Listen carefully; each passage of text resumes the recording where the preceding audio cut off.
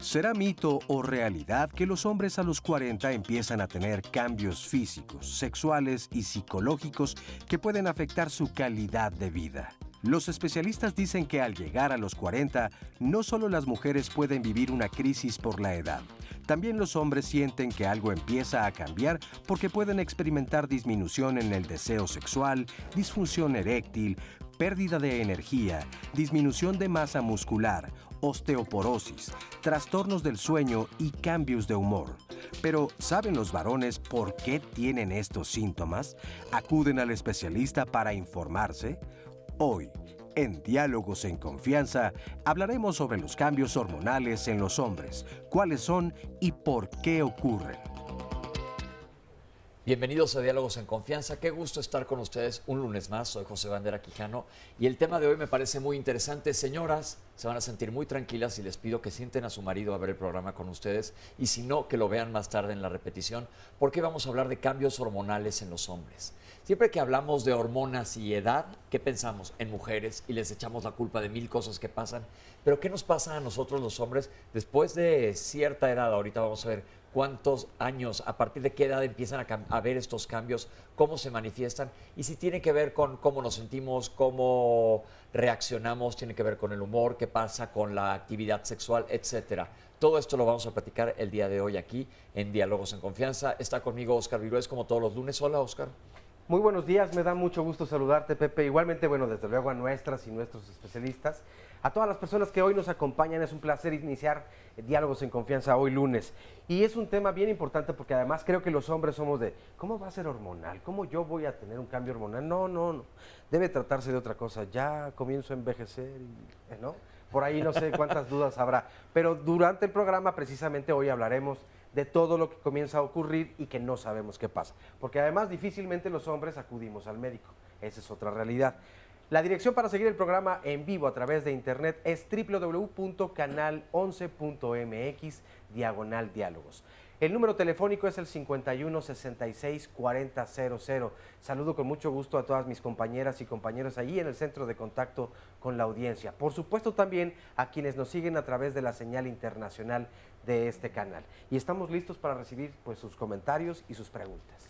Oye, pero antes de que entremos de lleno al tema y les presente a nuestros especialistas, salimos a la calle a ver qué sabía la gente sobre estos cambios hormonales, qué opinaban. Vamos a ver qué nos dijeron. Pues viene ¿qué se llama? Andropausia o una cosa así se llama, que son donde tiene menos líbido y vienen los cambios de vejez y esa situación. Esos cambios son naturales, son cambios que pues uno no lo desea, pero se tiene que llegar como un árbol, como cualquier otro ser viviente. No me di cuenta, no me he dado cuenta, no. Pues básicamente todo lo referente a la testosterona, la nombrada crisis de los 40, ¿no? A veces nos volvemos un poco, bueno, a veces se vuelven más irritables en ciertos aspectos, ¿no? La impaciencia por otros y en otros casos, bueno, también se menciona que regresan a la segunda juventud, ¿no? Ni idea. Me preocupa, ya tengo 39, pero no, ni idea, la verdad no había escuchado de eso, para ser honesto. No, ¿cuáles son?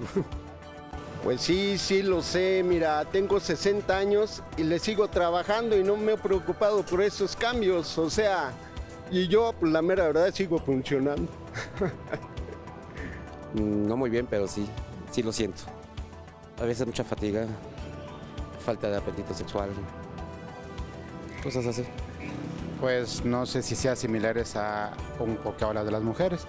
Considero que son a veces cuestiones de, le llaman andropausia, en el caso del caballero, y son cambios a veces también como un poquito sudoración, un poquito a veces el carácter, también se sienten un poquito irritables a veces también susceptibles, a veces nos parece un poquito todo mal. Yo ya lo pasé también, pero considero que también hay diferentes personas que no lo pasan de igual manera, son diferentes. Es curioso si se fijaron cómo muchas de las respuestas son dadas en tercera persona y no en primera persona y se sienten y les pasa, y los que tenemos ya más de 40 decimos, ¿y nosotros quién sabe qué pasa? Porque estamos todos en el mismo barco. Les voy a presentar a nuestros especialistas que nos van a aclarar las dudas el día de hoy. Vamos a platicar de este tema. Lisette Alonso Salvador, bienvenida.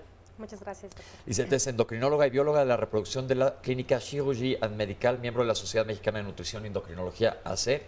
La doctora Mirna Guadalupe Chavarría Sánchez, bienvenida, doctora, otra vez. Buenos días. La doctora es médica adscrita a la Clínica de Andrología del Instituto Nacional de Perinatología Isidro Espinosa de los Reyes de la Secretaría de Salud. El doctor Ricardo Gutfranz Feldman, urólogo, bienvenido de vuelta. Gracias.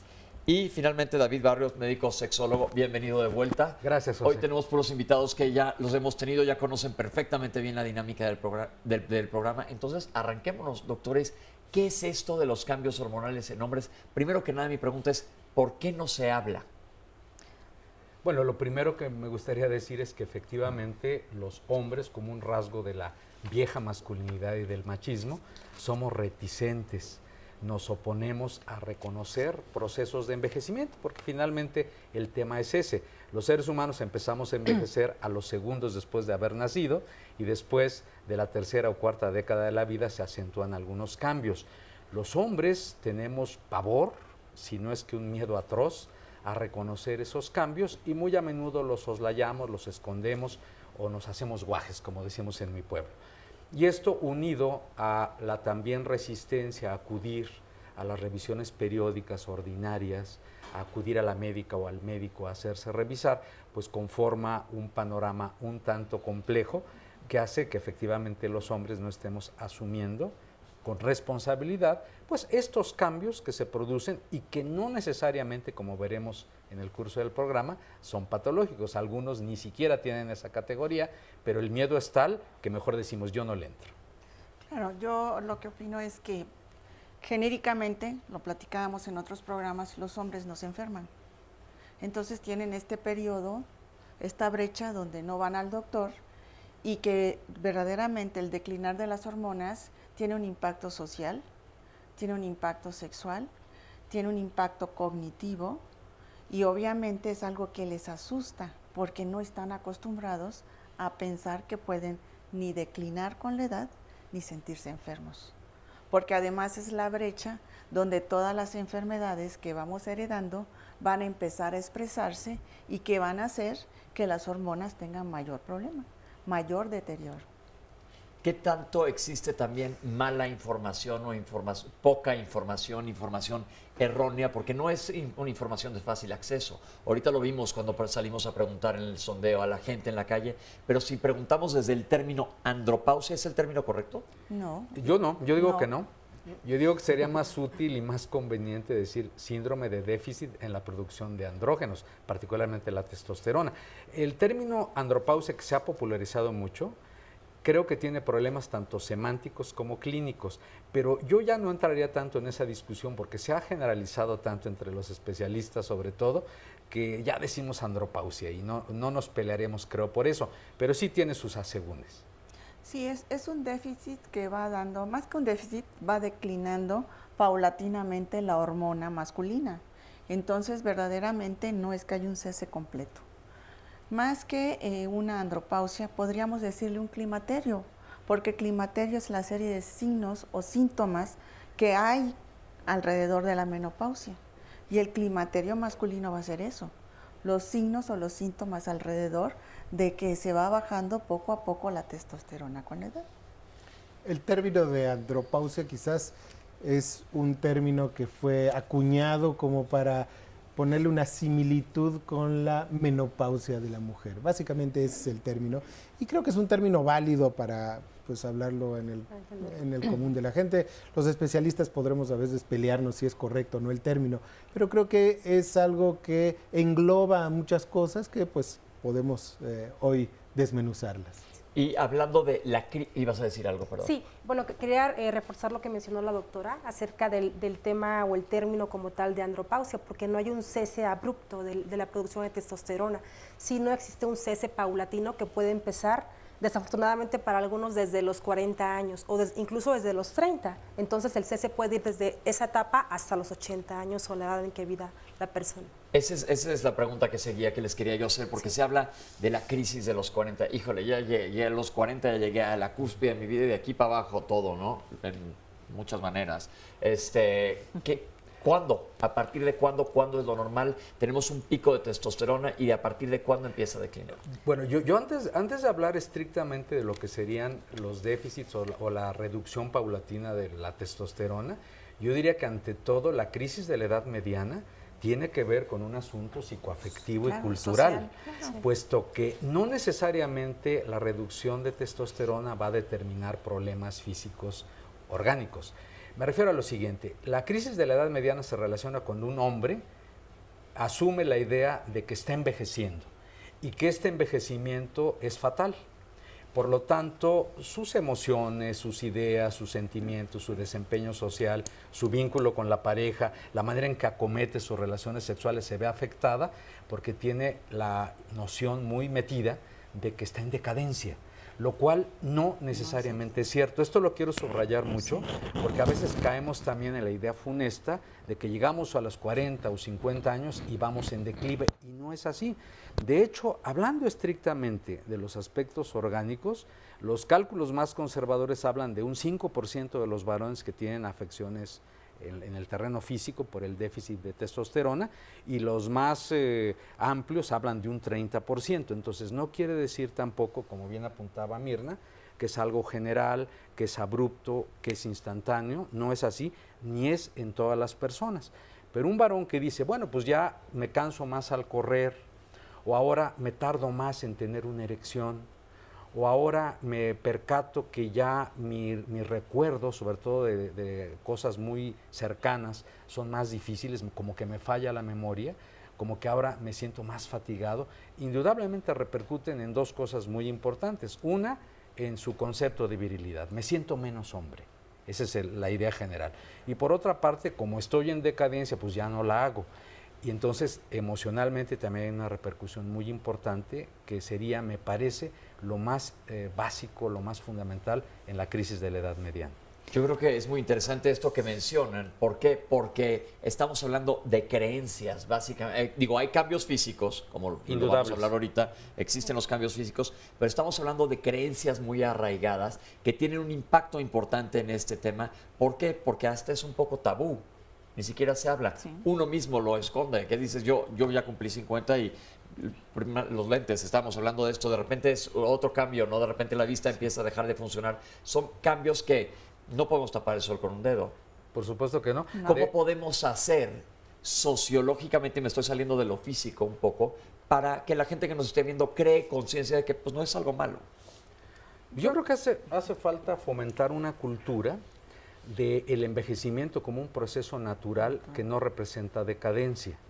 Es decir, no cabe duda que hay cambios orgánicos, emocionales, sociales, culturales, a los que tendríamos que acostumbrarnos, porque la cultura nos ofrece como lo máximo la juventud.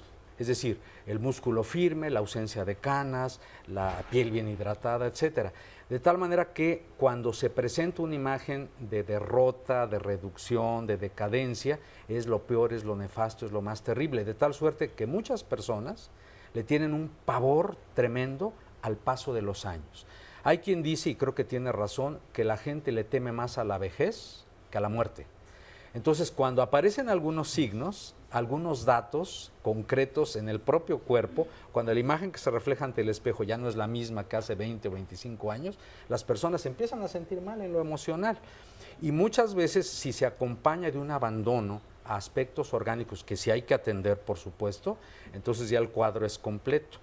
Creo que si fomentamos la idea social, cultural, amplia, de que los procesos de avance del tiempo no representan decadencia y que es menester adaptarse a las nuevas circunstancias, la gente como que se alivianaría mucho, particularmente los hombres, que hombres y mujeres tenemos pavor al envejecimiento, pero en el caso de los hombres hay la idea de la decadencia, y esto que decía minutos atrás, de me siento menos hombre o mi virilidad disminuye, pesa mucho en el ánimo de la gente.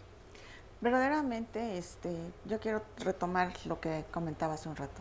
Hay un contexto social, hay un contexto sexual y un contexto de salud. No estamos acostumbrados a envejecer, pero con las expectativas de vida que ahora tenemos, vamos a ser más una población vieja. Pero no es que no vamos a ser no productivos, somos productivos. Conforme vamos envejeciendo, tenemos algo que hace falta para crecer, que es la experiencia. Y yo siempre bromeo con mi hija del cuento del león viejo y el león joven. En un contexto de vida familiar, cuando alguien quiere abrir una lata, siempre le pides a tu marido que te ayude. Pero llega un momento en que él ya no puede y se lo pedimos al hijo más grande. Entonces, el león joven está supliendo al león viejo. Y eso es parte del proceso de envejecer. O el hecho de cargar las bolsas, el esposo ya no puede y le pedimos al hijo. Entonces es donde el hombre se empieza a percatar que esa figura que tuvo durante años de ser el centro de la familia está cambiando. Y eso es lo que empanica. Entonces vamos a hablar de un contexto social que empieza con la familia. Y si la estima de este hombre no es la adecuada dentro de su familia, va a empezar a sentir, como decimos, que se le mueve el tapete. Pero esto que pasa en el micronúcleo familiar va a pasar en el contexto social laboral, porque van a empezar a llegar jóvenes que son competitivos.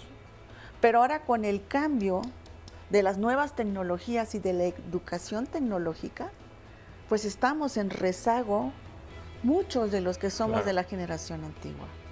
Entonces hay un contexto social también. Yo creo que esto es muy importante y ahorita antes de irnos al corte hay una frase que me gusta muchísimo que dice que cada vez que nos peleemos con la realidad vamos a perder, pero nada más el 100% de las veces. Es totalmente real. Sí. Entonces el envejecer, que no nos guste la palabra, es un término que existe y que nos va a pasar a todos. Entonces aceptarlo, digo, no, cuando dices aceptarlo con dignidad, yo siento que es como resignarse. No, sino ver qué es lo que se te va presentando. Y estamos hablando de los cambios hormonales que ocurren en los hombres. Estamos en Diálogos en Confianza y regresamos después de este corte.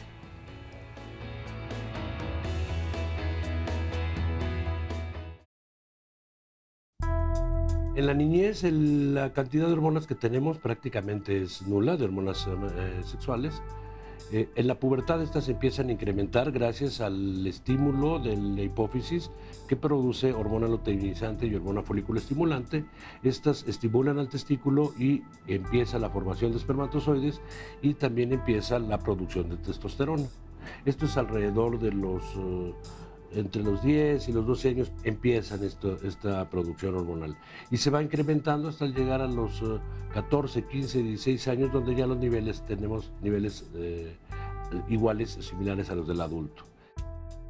Esto permanece así hasta alrededor de los 40 años, pueden seguir todavía estos valores en meseta, aunque en algunas personas ya pueden empezar a ver mínimas disminuciones, todavía no significativas. Alrededor de los 50 años y de ahí en adelante podemos empezar a encontrar cada vez más frecuentemente una disminución hormonal.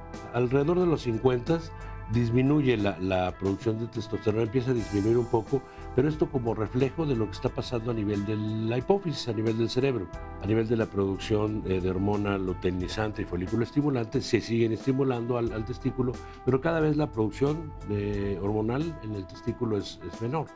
Lo importante de la disminución de testosterona es que van a empezar algunos cambios mínimos en el hombre, como esto se va haciendo muy paulatinamente, puede empezar a disminuir un poco la cantidad del vello púbico, va disminuyendo discretamente la libido, el apetito sexual. Sin embargo, se puede seguir manteniendo y se sigue manteniendo muchos años en la vida. No hay un cambio tan brusco como normalmente lo hay en la mujer. Otro de los cambios que podemos encontrar alrededor de los 40 o 50 años puede disminuir la capacidad de erección conforme va pasando la edad. Aparece una hipersensibilidad en el hombre. El hombre ahora de repente empieza a llorar al ver alguna cosa tierna y se empiezan a enojar los hombres porque ve un comercial hasta que esté como muy triste y se empiezan a poner más sensibles, hombres que jamás habían llorado. Doctores, hablemos un poco de hormonas. ¿Es la testosterona la clave o existen otras hormonas involucradas en esto? Bueno, yo diría que la testosterona es la clave y también hay otras hormonas involucradas. Para no hacer mucho bolas a la audiencia con cifras de nanogramos y picogramos por mililitro y decilitro, podríamos decir que un varón adulto produce en promedio entre 6 a 8 miligramos de testosterona al día. En algunos casos, cuando se accede a la edad mediana, por arriba de los 45, 50 años, empieza a decrecer o ya había empezado a decrecer esta producción. Esa reducción en la testosterona puede generar una serie de manifestaciones en el cuerpo y en las emociones. Se reduce la masa muscular, aumenta la fatiga ante esfuerzos que no son tan intensos, eventualmente se pierde o se reduce la memoria más inmediata, y desde luego puede repercutir en la esfera sexual. A veces hay reducción del deseo sexual y en ocasiones dificultades para lograr una erección firme y sostenida. Enfatizo esto último porque, por cierto, es de lo que más preocupa a los varones que llegamos a estas edades. Que creo conveniente decir, a propósito de tu pregunta, que hay una serie de factores involucrados, hormonas y otras funciones orgánicas cuando llegamos a las edades referidas. Me explico. Para que haya una buena respuesta sexual, que creo que es de lo que más preocupa a la gente, se requieren 4 condiciones fundamentales. Que haya buen aporte de sangre en el cuerpo, particularmente en la zona de la pelvis, que estén íntegros los nervios periféricos, que la persona tenga un buen nivel hormonal y que esté tranquilo. Y un hombre a estas edades, por definición, suele estar intranquilo, por estas preocupaciones de las que hablábamos al principio y esta influencia del contexto social y cultural. Entonces tenemos 4 factores involucrados: nervios, vasos sanguíneos, hormonas e intranquilidad, que puede generar una serie de problemas. Creo que se asocia con una serie de problemas de carácter orgánico que generalmente empezaron 10, 15 o 20 años antes de que se manifiesten, y ante este descuido que tenemos muchos hombres de atendernos, problemas como diabetes mellitus, hipertensión arterial, bronca con los niveles de grasa circulando en sangre, inciden en esta etapa y se nos junta todo.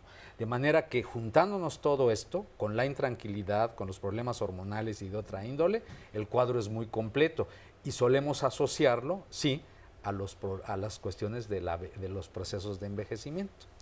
Tomando de referencia el spot que tuvimos del doctor, verdaderamente podríamos decir que lo principal es un declinar de la testosterona.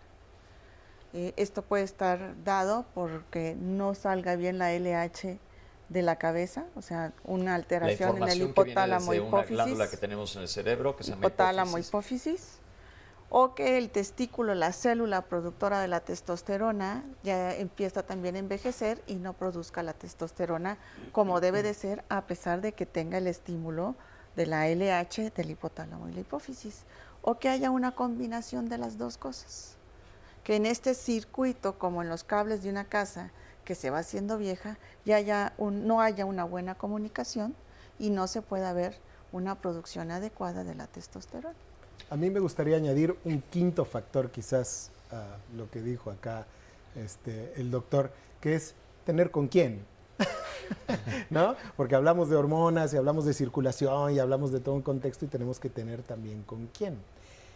Pero hoy es lunes, ya les dimos con todo a los hombres y les dijimos que van a tener depresión, que van a tener disfunción eréctil, que van a tener irritabilidad, que van a ganar peso, que van a tener las dislipidemias, que son trastornos en cuanto al colesterol, a los lípidos, etc. Pero, pues como urólogo, nosotros vemos a los pacientes en el consultorio, claro, y acá los doctores también ven pacientes. Todo esto sí tiene solución, vamos, sí tenemos reemplazos hormonales, sí tenemos tratamientos para las disfunciones eréctiles, sí cuando hay psicoterapia y hay otras disciplinas. Supuesto, tenemos una cantidad de cosas para ver de que esté bien. Lo importante acá es tratar de decirle a los hombres que ni bien percaten alguno de estos síntomas que le empieza a suceder, acudan con su especialista y pues podemos ofrecerle bastante solución en este asunto. Las hormonas también tienen algunos problemas desde antes. Cuando desarrollamos, cuando somos adolescentes, las hormonas empiezan a funcionar y son los encargados de generar los caracteres sexuales secundarios, ¿no? El crecimiento del vello en el cuerpo, el desarrollo de los genitales, el tener la voz más gruesa y una cantidad de otros cambios que también se van dando. A medida que vamos avanzando en la vida, también empiezan otro tipo de influjos hormonales. ¿Para qué? Para que se dé la reproducción de una forma adecuada, para que los espermatozoides estén completamente maduros y sean capaces de fecundar. También tenemos problemas de fertilidad en el transcurso del desarrollo del hombre. Y luego pasamos a los 40, a los 50 y a los 60 y ahí vamos, por supuesto, teniendo toda esta serie de problemas. Sin embargo, lo que quería decir es muy importante que se acuda con el médico porque sí hay solución a todo esto. Vamos a hablar ahora de las soluciones, más vamos a acabar de cubrir el panorama. Antes de entrar, ya sé que hay mucha pregunta de la gente que nos está viendo, pero a nivel espermatozoide, ¿a qué edad o qué le recomendaríamos a un hombre en cuanto a reproducción? ¿Los espermatozoides cambian? ¿La calidad del semen cambia? ¿Qué sucede y a partir de qué edad? Sí, bueno, generalmente se dice que existe, digamos, una disminución de la calidad del DNA del espermatozoide a partir de los 35 años de edad en el hombre. Por eso es muy importante que también el hombre no únicamente tenga niveles de testosterona adecuados, sino que también sea un hombre sano. O sea, sin alteraciones de enfermedades crónicas como la diabetes mellitus tipo 2, como la hipertensión arterial, como la dislipidemia, que impactan de manera sustancial a la calidad del esperma.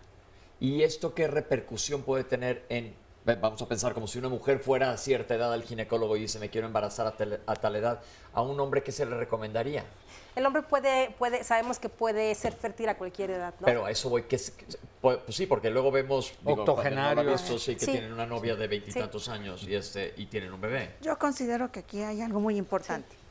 Cuando hablamos de testosterona tenemos que pensar que el hombre tiene testosterona desde la semana 7, que es un feto.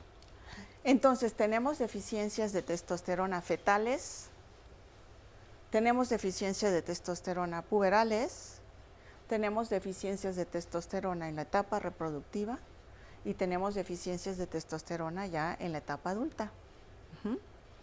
Cuando hablamos de la etapa fetal, si tenemos una deficiencia de testosterona, los genitales externos no se van a formar bien. Pero además de que no se forman bien, los espermatozoides, que en aquel entonces se llaman gonocitos, no van a migrar bien. Entonces, deficiencias leves van a hacer que cuando llegue a la pubertad, puede ser que tenga hormonas normales, la testosterona normal, pero si la huella fetal está, no se va a desarrollar normal. O puede ser que un feto se haya desarrollado normal, pero que en la etapa puberal tenga algún problema con la testosterona y aunque todo esté listo para desarrollarse, no se desarrolle. Entonces, verdaderamente, conforme el hombre va creciendo, se va gestando el problema de la testosterona. Y aquel que demuestra que tiene la testosterona baja desde la etapa fetal, es uno de los que más va a tener repercusión y va a tener mayor repercusión en las etapas que podríamos decir de la adultez mayor. Pero todo esto de lo que acaba de mencionar es en patología, en alguien que está con un déficit de testosterona que no es normal. Pero puede ser desde leve y que pase inadvertido hasta severo, que tengamos genitales ambiguos. Ok, o pero criptorquidias. entonces, ¿cómo se da cuenta un papá de un recién nacido que sea algo leve? Obviamente, por eso son las importantes las revisiones al momento de nacer y la secuencia de ir al pediatra. Okay. Y que cuando se llega a la etapa puberal, verdaderamente se siga llevando a ese hombre al pediatra o al endocrinólogo si detectamos que hay alguna alteración. Porque es muy común que dejen de ir al pediatra a cierta edad, a menos que se enfermen de algo. Lo que dice Mirna es importantísimo porque en México urge una cultura de atención a la persona sana, ¿sí?, con un carácter preventivo, con un carácter profiláctico. Niñas y niños deberán ser revisados periódicamente para detectar lo más oportunamente posible problemas de esta naturaleza. Creo que nunca nos cansaremos de insistir en la necesidad que tenemos, aún en ausencia de síntomas, de enfermedad o de disfunciones, de tener la buena costumbre de ir a revisiones periódicas. De hecho, en las guías europeas y americanas dicen, en la etapa reproductiva uno va a encontrar alteraciones de la testosterona de un 6 a un 12% en la población masculina. Y en la etapa de la adultez mayor lo vamos a encontrar en menos de un 6%. Ok. ¿Qué tal, Sí. Una de las dudas más comunes en las redes Sí. sociales es, ¿a partir de qué edad debo llevar a mi hijo a Ahí está. una revisión? Entonces, por eso está bien todo lo que están diciendo. Les comparto algunos comentarios claro. más. Nos dice Minoru, ¿es cierto que ftalatos, que son estos químicos, dice, tratados que vienen en botellas de PVC, alteran también la producción de la testosterona? Algunos complementos alimenticios, por otro lado, pregunta, si se tomaron más de 6 meses, ¿pueden revertirse con un tratamiento endocrino? Humberto R. Zafiro, claro que hay cambios en todos los aspectos, pero el amor propio y la buena actitud harán que luzcamos como de 15 años. Guadalupe Escobar, la famosa crisis de los 40 se le presenta a los hombres en esta etapa y complementa con, dice, existen hombres que comienzan a salir con mujeres mucho más jóvenes porque no aceptan su edad y los cambios que estos les representan o que se presentan. ¿Eso lo dijo una mujer o un hombre? Una mujer, se llama Guadalupe Escobar. Nos dice también la Cámara de Sarce, la difusión y apertura de temas como estos logran la igualdad. Muchas gracias por tocarlos. Por otro lado, nos dice también Marta Osornio Soria. Feliz día y nos felicita por el programa. José Luis Segovia, ¿podrían hablar de los cambios intelectuales? ¿Se agudiza o no el intelecto? O disminuye. Yo he escuchado que sí se dan cambios, pero quisiera saber propiamente cuáles son. Nos dice por otro lado Normita López. Nos manda saludos desde Tijuana, pues igualmente muchos saludos. Marina Caruna, ¿en qué edad comienzan los hombres con esto? Mi esposo tiene 50 años y a veces creo que es parte de... Andreina Magoru, mi esposo se quiere operar para ya no tener hijos, tiene 43 años. ¿Eso lo puede agudizar o puede agudizar esta etapa? Guillermina Vázquez, y nos manda saludos. Parte de los comentarios que hay hasta el momento. Recuerden el teléfono para marcar o el número telefónico es el 51 66 40 00. Ninguna pregunta es mala. Todas las preguntas que tengan, de hecho, serán bienvenidas y aquí nuestras y nuestros especialistas las irán resolviendo. Y recuerden que si no salen las preguntas a lo largo del programa, en el último bloque yo voy a hacer estas preguntas específicas a los especialistas si es que no se contestan a lo largo del programa. Pero aquí hay un tema importante que parece ser el ruido que hace.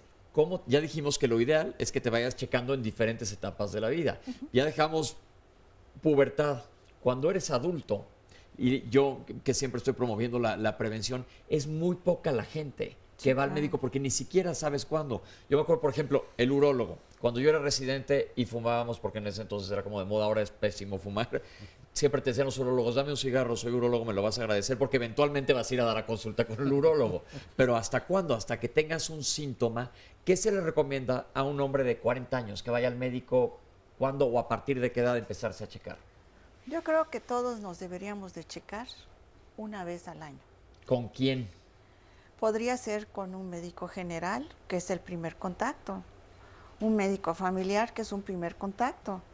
Todas las instituciones públicas, federales, deberían de tener un chequeo de su población cautiva.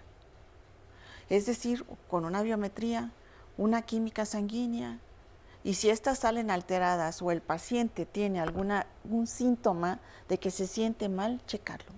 Yo quisiera reivindicar la importancia de dos profesionales, el médico general o familiar, quien puede atender el 80% de la casuística, y también la atención emocional, porque en México tampoco hay cultura de la psicoterapia. Sigue existiendo la noción errónea de que si voy con la psicoterapeuta o con el psicólogo clínico o con el psiquiatra que sabe hacer psicoterapia, es que estoy loca o estoy loco. Sí. Entonces, esos dos elementos de primerísimo contacto nos permiten hacer revisiones oportunas y además corregir un problema si se ha presentado de manera incipiente. Entonces, enfatizo, médico, familiar o general, hay que reivindicar la importancia de estos profesionales y por otro lado, la psicoterapeuta o el psicoterapeuta. Qué bueno que mencionas eso, porque yo creo que es muy importante eso de hablar de la psicoterapia como algo normal, para que la gente no se asuste. Yo le digo que la psicoterapia a todo el mundo es un regalo que te das a ti mismo, pero tenemos que hacer un corte, los dejo con esa idea para que la piensen, porque es bien importante saberte conocer. Fíjate que durante el sondeo, esta parte donde los hombres lloraban y no podían explicar el por qué, porque hay ciertos también cambios hormonales que provocan esto, pero estamos acostumbrados a los hombres no deben llorar. Bueno, pausa y regresamos.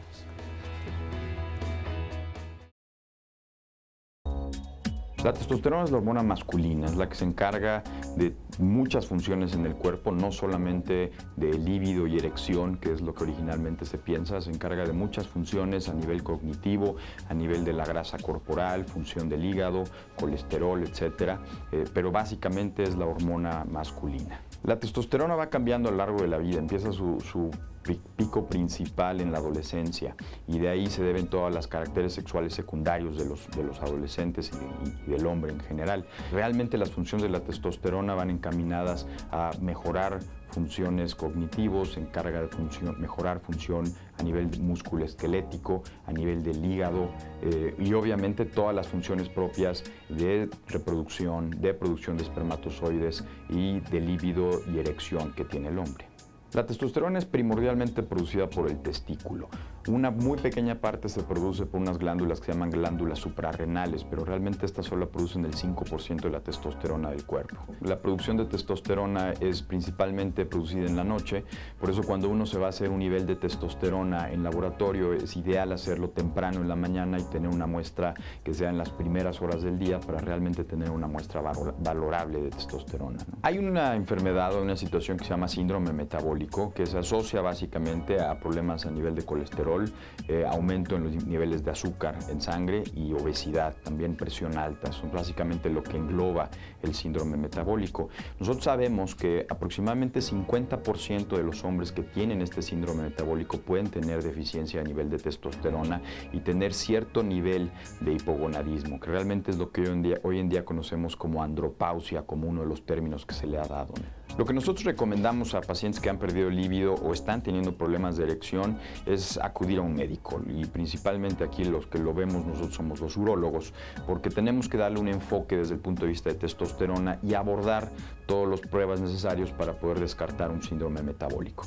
Si nosotros encontramos una alteración a nivel de los niveles de testosterona o bien que estén teniendo un síndrome metabólico, entonces se empieza a canalizar con los médicos pertinentes y se inicia un tratamiento. Estamos de regreso hablando de cambios hormonales en los hombres y mi pregunta es, en base a la cápsula que acabamos de ver, ¿se pueden dar problemas secundarios que afectan a la salud en general? Y quiero que hablemos de cada uno de ellos, pero ¿cómo detectar si es un cambio normal o un cambio patológico? Bueno. Bien. Perdón, doctora. Sí, bueno, en este caso es muy importante retomar la consideración del concepto de síndrome metabólico, ¿no? Es un diagnóstico que podemos hacer incluso desde camión, ¿no? La presencia de hipertensión arterial, niveles elevados de glucosa en sangre, la cintura también abundante en el hombre, la presencia de alteraciones en lípidos como triglicéridos y colesterol conforman el diagnóstico de síndrome metabólico. En nuestro país la prevalencia va de un 30 hasta un 40%.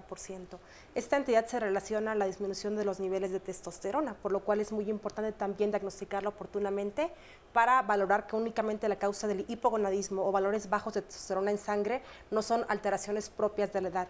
Se dice que aproximadamente a partir de los 40 años de edad la declinación de testosterona de manera normal se estima entre un 1 y un 2% por año.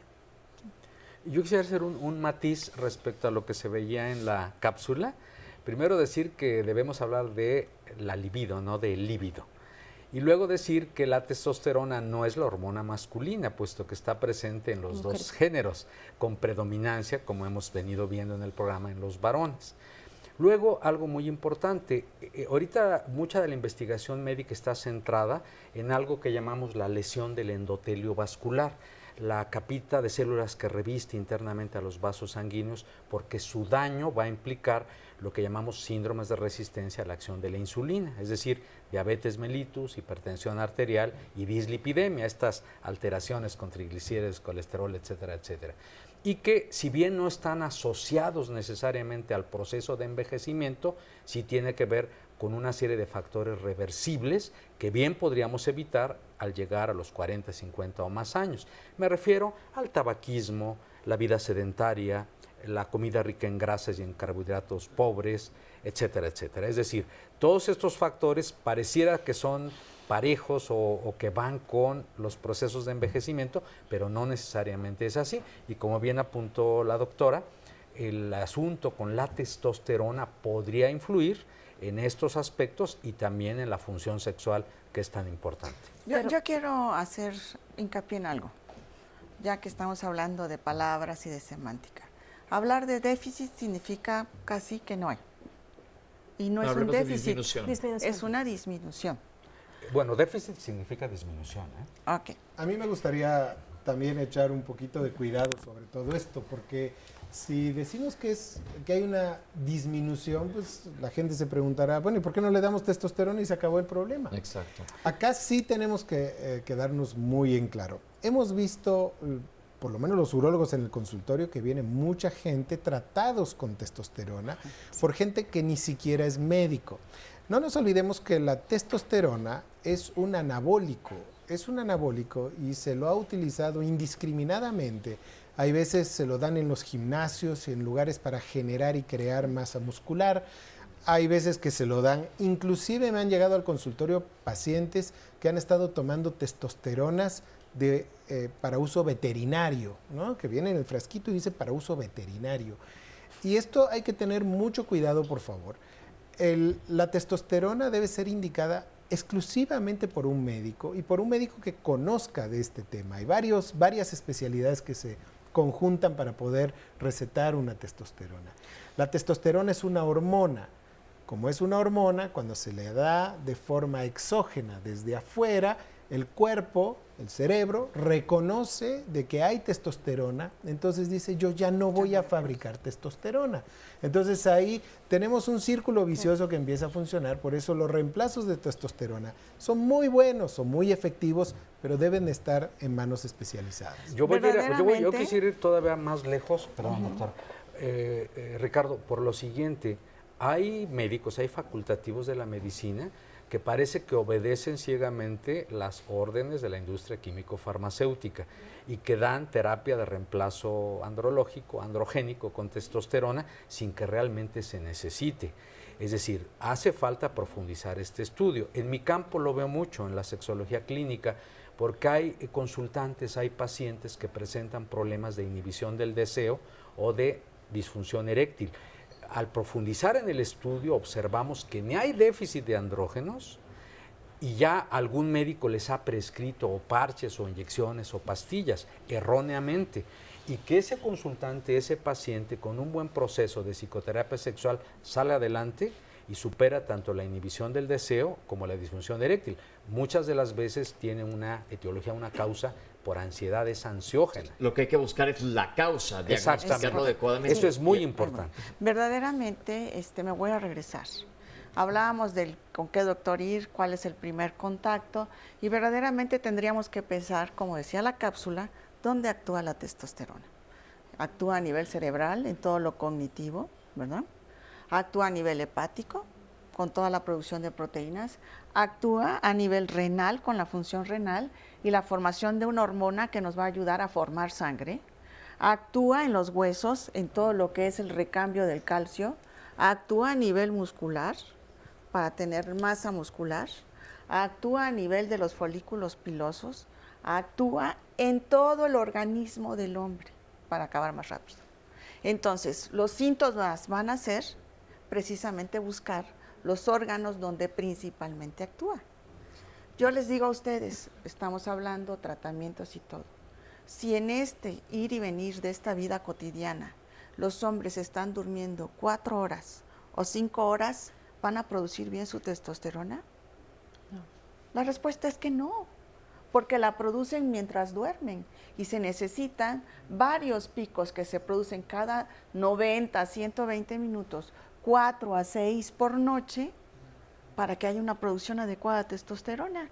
Y si todo el mundo llega a su casa y se pone a ver la tele y empieza con el jueguito y se duerme a las 12, 12 y media y a las 4 y media o 5 levántate porque ya me tengo que ir a trabajar, quiero que me digan si no vamos a tener los niveles de testosterona bajos. Claro. Pero entonces, ¿cuándo se deben de medir? Y aparte quiero que quede una cosa muy clara, porque si la testosterona actúa en todos esos niveles, alguien puede decir, híjole, me estoy quedando calvo, voy con el dermatólogo. ¿Es el dermatólogo el que va a sustituir la testosterona? No.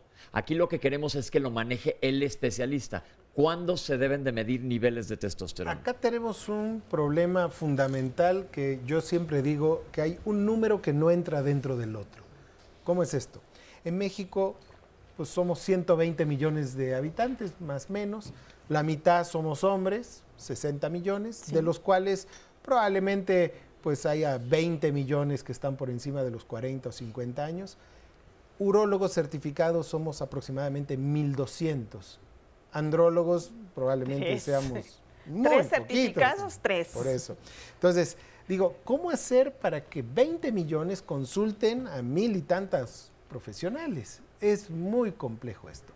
Acá es donde tenemos que recurrir, como se dijo hace un rato, al médico de familia, al médico de primer contacto, que es el médico general, al médico internista, que es el que va a empezar. Y de ahí empezar a desarrollar un sistema de derivación para que llegue ya directamente con el urólogo, el andrólogo, el endocrinólogo, el psicoterapeuta, etcétera, a todos los otros profesionales, ya un paciente pues más problemático, si se puede decir. Es decir, pasar por cierto tamizaje para llegar. Lo que quiero que quede muy claro aquí es que no te puede recetar testosterona a cualquier persona. No. Ese es mi punto. Porque además, José, hay algo muy importante. A veces sale más caro el caldo que las albóndigas. Exacto.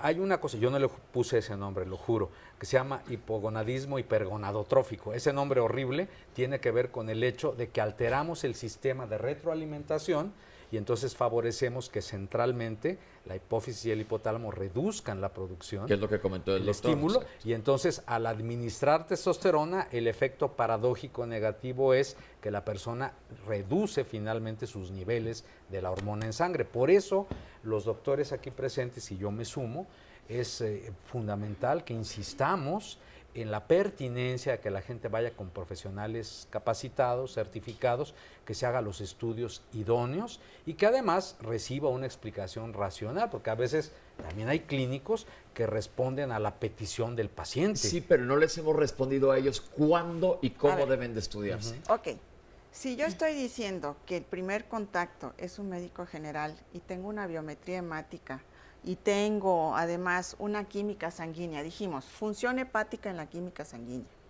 los lípidos en la química sanguínea, Exámenes la creatinina sí, que es del riñón, y tengo alteraciones y el paciente viene y me empieza a dar datos de que tiene baja la testosterona, pues obviamente le voy a hacer una medición.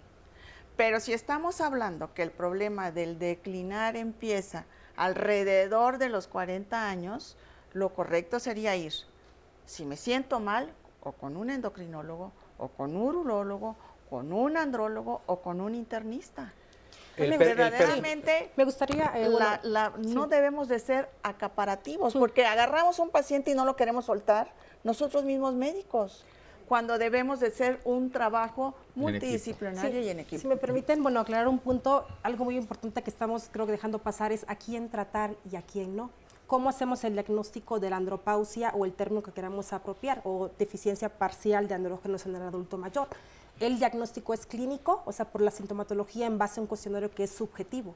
Es decir, si el paciente se siente cansado, si el paciente ya está apático a ciertas actividades nuevas, si el paciente está irritable, si la persona ya se encuentra con sueño después de la cena, si el paciente tiene alteraciones en la función eréctil, eso es un cuestionario que puede calificar un hombre desde los 30 hasta los 80 años.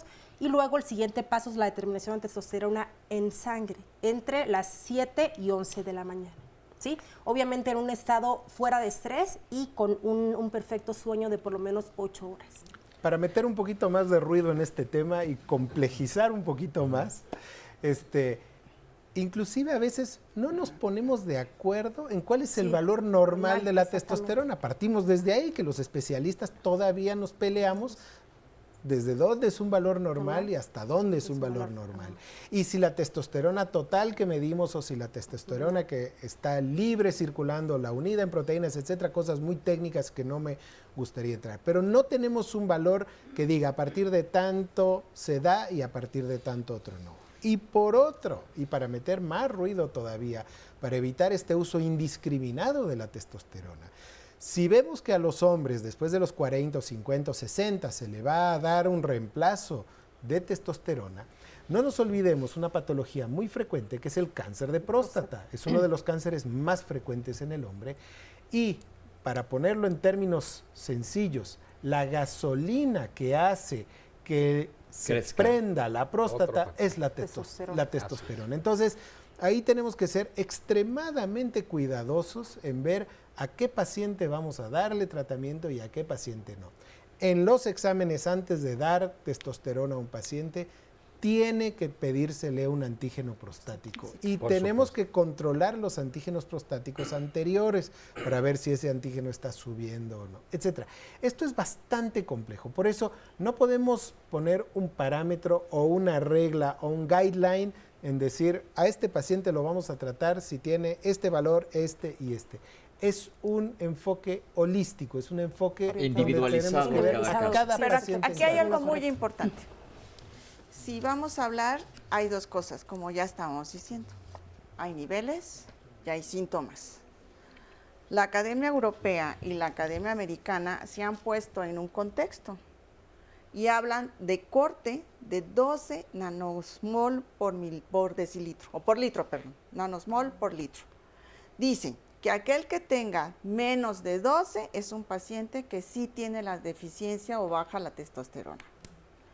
Que se debe de dar tratamiento cuando están entre 8 y 11, cuando los síntomas son importantes. Y menos de 8, todo paciente debe ser tratado.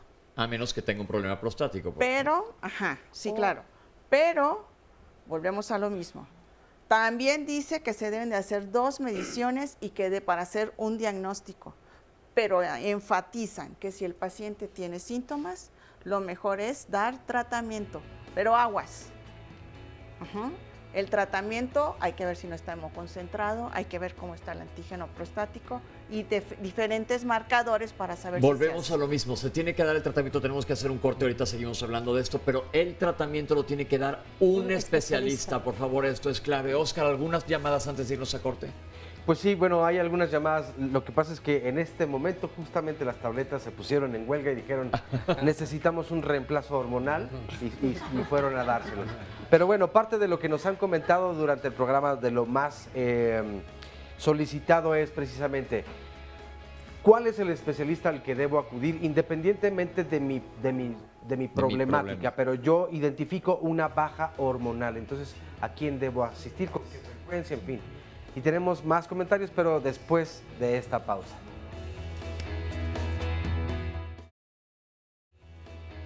Regresamos a Diálogos en Confianza. Bueno, ¿y de qué tema hablaremos mañana?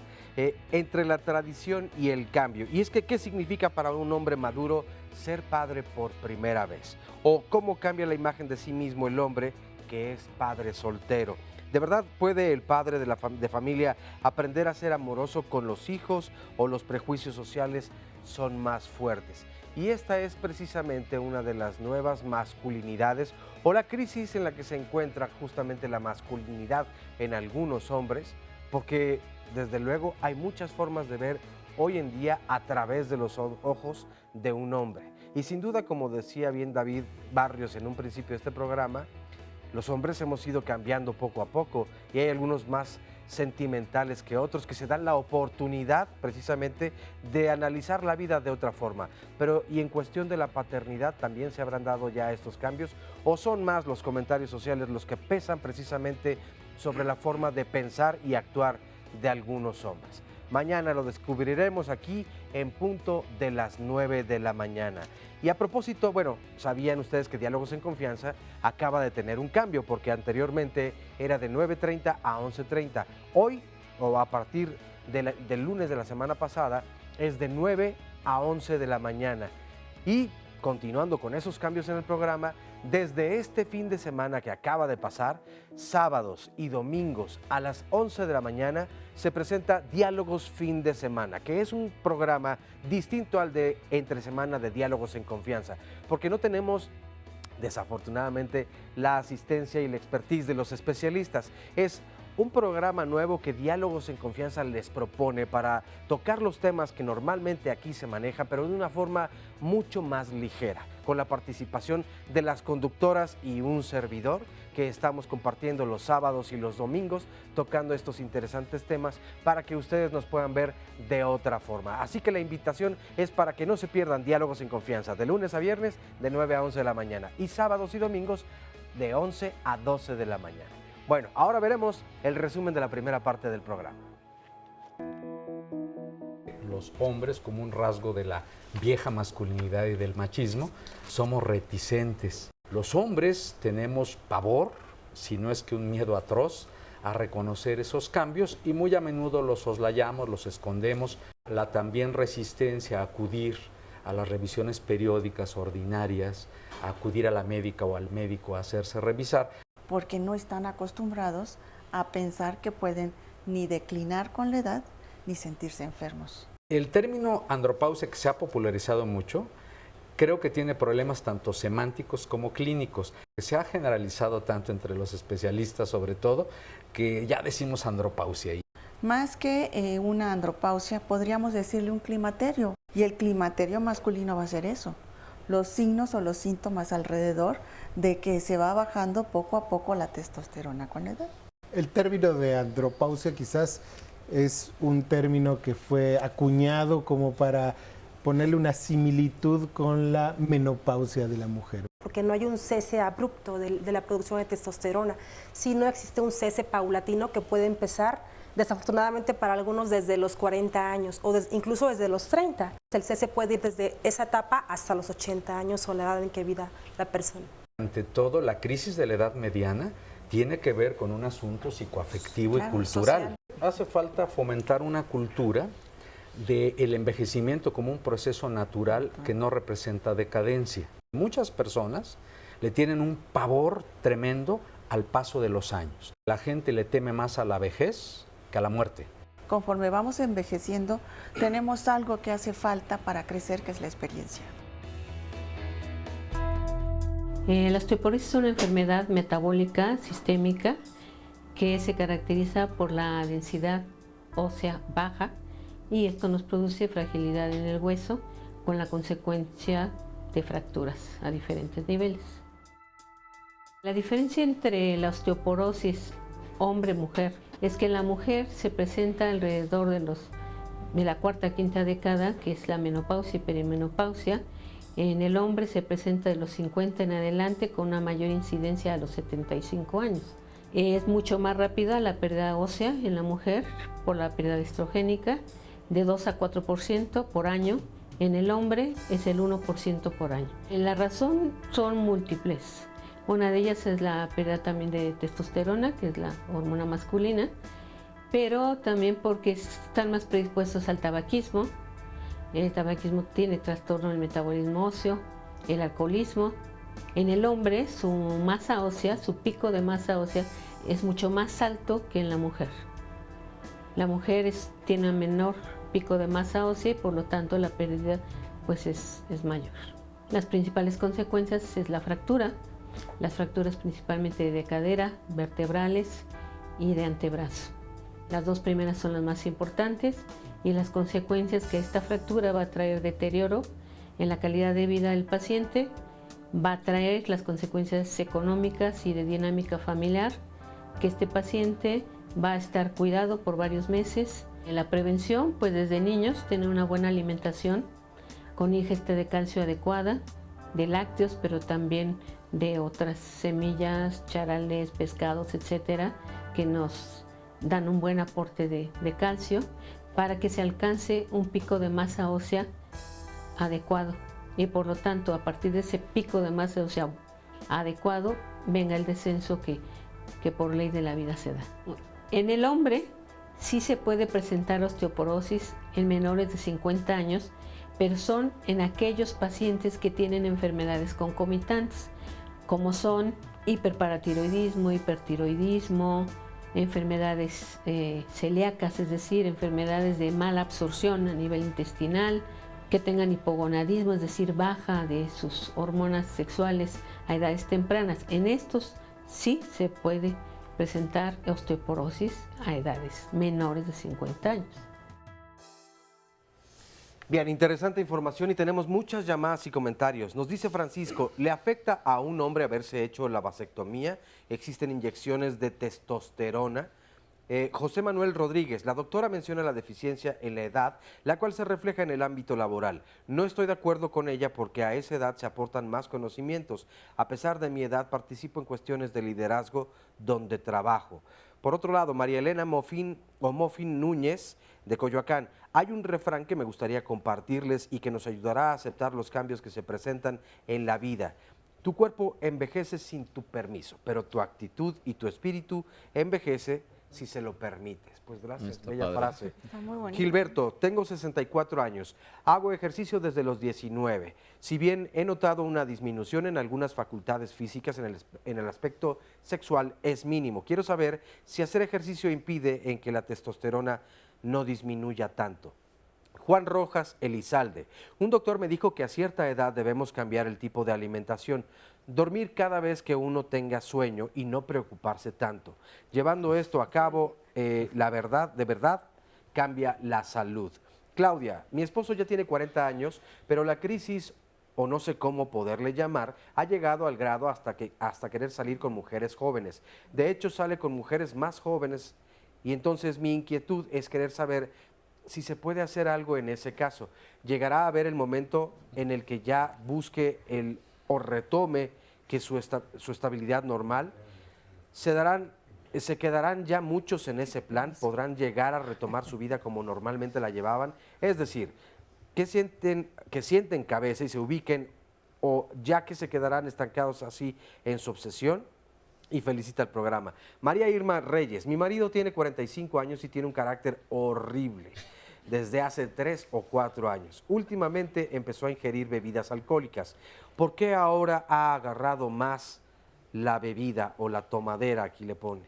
María de Lourdes Rosa, se dice que los champús de origen colombiano para disminuir la calvicie en los hombres causan esterilidad. ¿Esto es verdad? José Romero Hernández, hace 3 años presenté un infarto, me hicieron un cateterismo. A partir de esa fecha he notado cambios en la parte sexual y se los atribuyo a los medicamentos que me han recetado. Aurea, mi esposo tiene 76 años y está muy preocupado porque no puede tener relaciones. ¿Podría él tomar la pastillita azul? Es hipertenso y hace años le dio una embolia. ¿Qué contraindicaciones tiene este medicamento?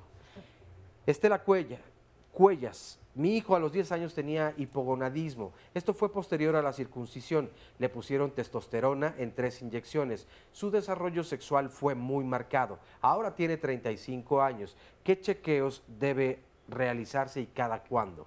Juan Carlos Vega, hace poco me realizaron un estudio y según el médico dice que estoy bien de los niveles hormonales, solo que estoy viendo el programa y me identifico mucho con los síntomas que mencionan los especialistas.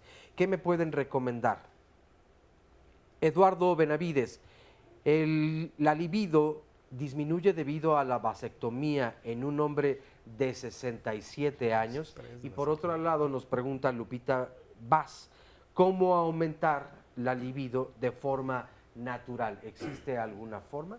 Y bueno, parte de un montón de preguntas. Que todas vamos a estar contestando. Recuerden que en el bloque 6 yo voy a bombardear aquí a los especialistas de estas preguntas. Algunas se han repetido. Si no acaban de salir sus preguntas a lo largo del programa, les aseguro que aquí las vamos a contestar. Ahora, ya se tocó el punto de osteoporosis. Nada más me gustaría recalcar que creo que es importante. Siempre pensamos que la osteoporosis es mucho más de mujeres. ¿A partir de qué edad se tiene que hacer un hombre una densitometría? Bueno, en realidad no está como tal estipulado la edad en la cual un hombre puede hacerse la densitometría ósea en comparación con el de las mujeres, que es a partir de que hagan la menopausia. Generalmente recomendamos que se la puedan hacer a partir de los 50 años de edad, ¿no? Porque hay que descartar alteraciones concomitantes, como mencionaron en la cápsula, alteraciones tiroideas, alteraciones del metabolismo del calcio que pudieran estar incidiendo en el riesgo de Pero hablando la osteoporosis. específicamente de cambios hormonales para no desviarnos hacia toda la gama de posibilidades Sí. de otras enfermedades que pudieran estar afectando o repercutiendo, porque sabemos, por ejemplo, que ahorita vamos a hablar de disfunción eréctil, que la vascularidad, vasos sanguíneos íntegros tienen que ver, etcétera.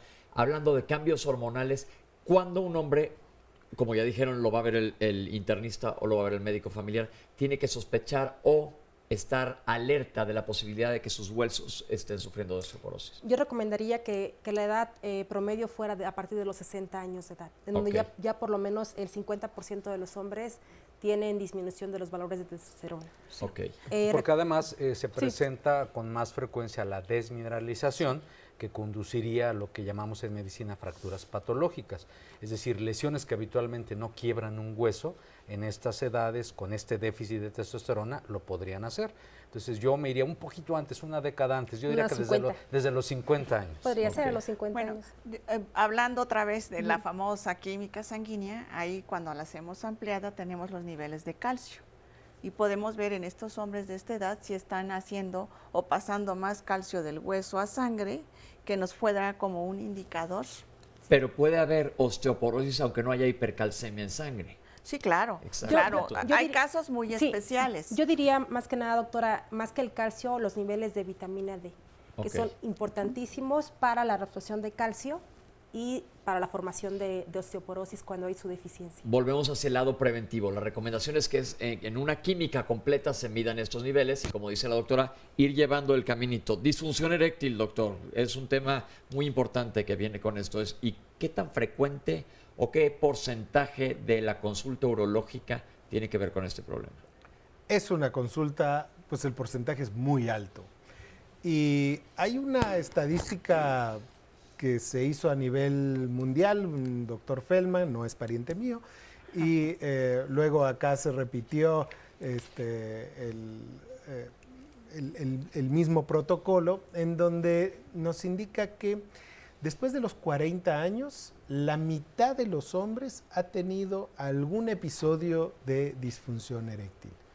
Y yo siempre digo, la otra mitad miente, ¿no? Pero en realidad, este es un indicador muy claro. La disfunción eréctil puede ser leve, moderada o grave y se puede dar básicamente a partir de los 40 o un poquito más.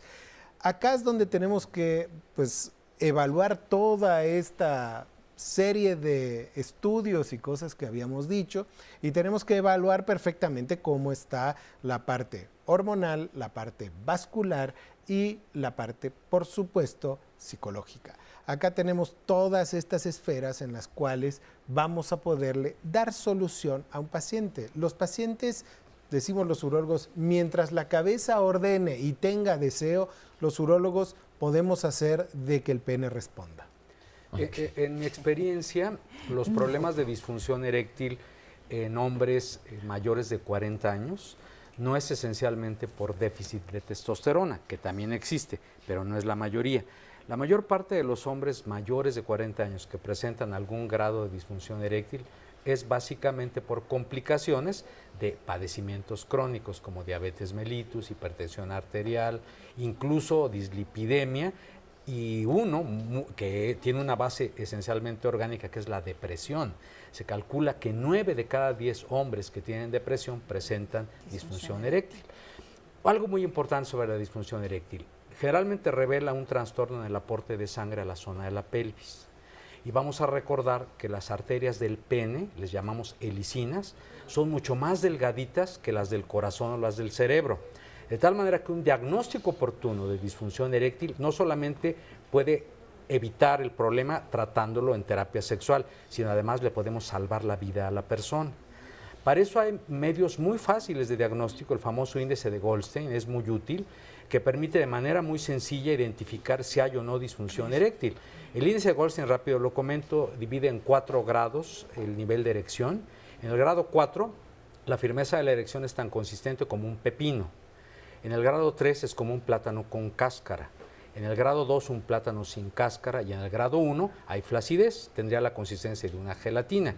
Entonces, de plátano con cáscara, sin cáscara, gelatina, estamos en presencia de disfunción. El propio varón puede detectar si está en estos niveles para ir casi corriendo al médico, a la médica, o bien su pareja, nada más deslizando la manita hacia el sitio estratégico, se da cuenta si es grado 3, 4 o menos. La consistencia. La consistencia. Y esto es avalado internacionalmente, no es una ocurrencia mía. El índice de Goldstein nos da, que se llama técnicamente escala de firmeza de la erección, nos da diagnósticos de precisión que para ir con el médico pues es el siguiente paso, repito, no solamente para solucionar la disfunción eréctil, sino además para evitar problemas mayores como accidentes cerebrovasculares o infartos al miocardio. Es decir, nos está diciendo la ventaja que tiene de saber esto es el valorar la integridad de las arterias, que a fin de cuentas estamos irrigados por ellas todo el organismo completo y por ahí puede haber un problema, pero es importante también conocer, y como acaba de mencionar el doctor, que gran parte de la disfunción eréctil tiene mucho que ver con la situación emocional del paciente y esto también es corregible, ya nos dijo la parte urológica se puede corregir, tenemos que ir a un corte y ahorita regresamos, estamos en Diálogos en Confianza hablando de los cambios en las hormonas masculinas. Regresamos con ustedes.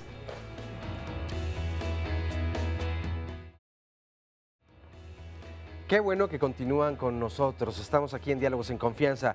Y este pasado 11 de junio, Día Mundial del Cáncer de Próstata. De acuerdo con la Sociedad Americana del Cáncer, el cáncer de próstata es la segunda causa principal de muerte en los hombres después del cáncer de pulmón. Por otro lado, 1 de cada 7 hombres es diagnosticado con cáncer de próstata en el transcurso de su vida. Se muestra más en hombres de entre 65 años o más, aunque en ocasiones se puede presentar antes de los 40.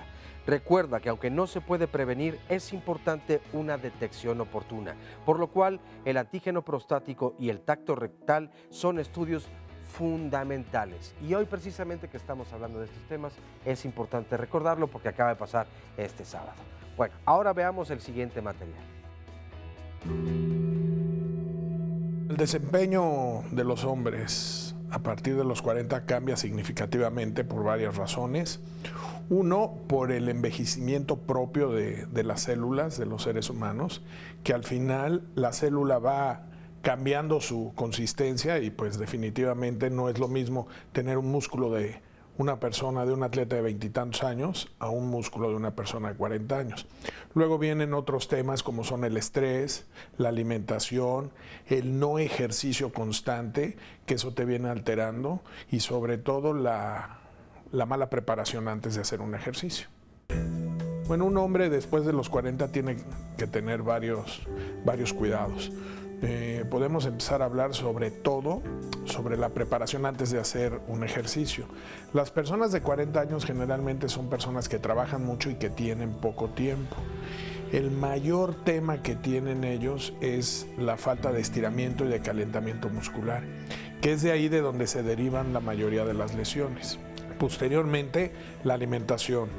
Cada vez, entre más crecemos, tenemos más mala alimentación, eso te ocasiona un aumento de peso y al tener un aumento de peso vas a tener problemas tanto en el ejercicio como en la preparación. Afortunadamente, el tema de la obesidad se está tratando mucho con el ejercicio y un consejo es, aunque sea poco, tienen que hacer algo para mantener una circulación óptima. Por otro lado, no se recomienda estas personas que van los domingos a jugar un partido de fútbol, acabando se toman 5 chelas, no hicieron nada en toda la semana, porque eso, sobre todo pasando los 40, te afecta en el ritmo circulatorio y en el corazón. Definitivamente después de los 40 años hay una mayor incidencia en lesiones. No calientan bien. El hecho de no calentar bien, de no estirar bien los músculos previo a hacer un ejercicio, va a ocasionar que el músculo, que no tiene la consistencia de un joven, se rompa más fácilmente. La recomendación número 1 es moderar bien el ejercicio, tener un entrenamiento importante. Mucho está de moda las pesas, pero ese ejercicio básicamente lo único que es un trabajo muscular. el cual lo tienes que preparar estirando y tratando de llevar el peso que tu músculo sostiene. Hemos tenido muchos pacientes lesionados, sobre todo de rupturas del bíceps, porque quieren levantar más desde el principio de la capacidad que tiene su músculo. Bueno, tenemos más llamadas y comentarios. Nos comparte Osvaldo López Aguirre. Tengo 36 años.